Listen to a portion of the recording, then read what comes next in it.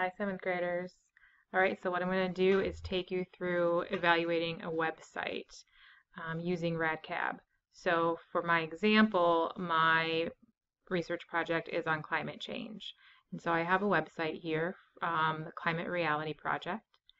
And first thing I'm looking at is relevancy, right? R. So is this information relevant to what I am looking for and researching? I'm going to click on one of the articles here, and it's about key terms you need to know and understand climate change. So yeah, this is relevant to my study, so I would say yes. Is it appropriate for my age group? So I would want to read a little bit to see if I know some of the terms, and again, this is a article where they are explaining terms to me. It seems user-friendly to me. For me, yes, this is appropriate. Detail, does it provide enough information? Yeah, there's a lot of different information here as I scroll down a little bit, especially in this article. So I would say yes for detail. Currency, is it current? Is it up to date? A lot of times the dates are going to be at the top of the page or the bottom. This one I noticed was at the top of the page. It's from just a few days ago. So yes, it's current, it's up to date. Authority now. Is there an author? Are they qualified? There is no author listed at the top. I'm going to scroll to the bottom. There's no author at the bottom. So what I want to do is kind of go to the About This page. Who are we? Who are the people on this page? Who sponsors this page? Who is the Climate Reality Project? And so I read a little bit about the people who are in charge of the website.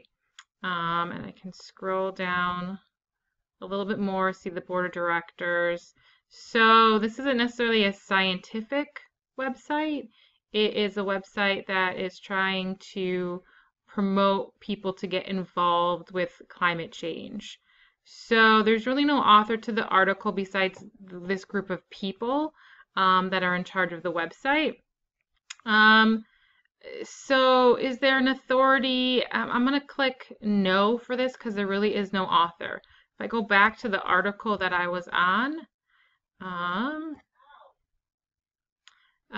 there's no author, there's no citing of where this information comes from. So even though I trust it in my gut because it seems like it's a reliable source in terms of the people who are posting this information, and the organization seems reliable, it's not something I'm going to use for my academic research because I can't cite where this information came from.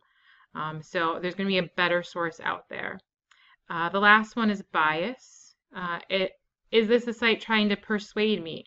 In terms of this article, it's very much more informational.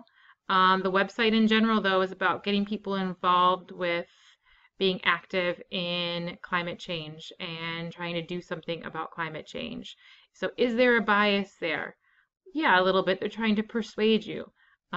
Would I still trust this source regardless of this bias? Yes, because they are using some scientific information, and it's not really that personal of a bias. It's more about why people should care about climate change. So that would not deter me from using this. So the main thing that's deterring me is that there is no author that I can pinpoint. I can't show where they're getting some of their facts and information on this page. And so therefore, I'm not going to use this as an academic source, even though in general, it's probably a decent website.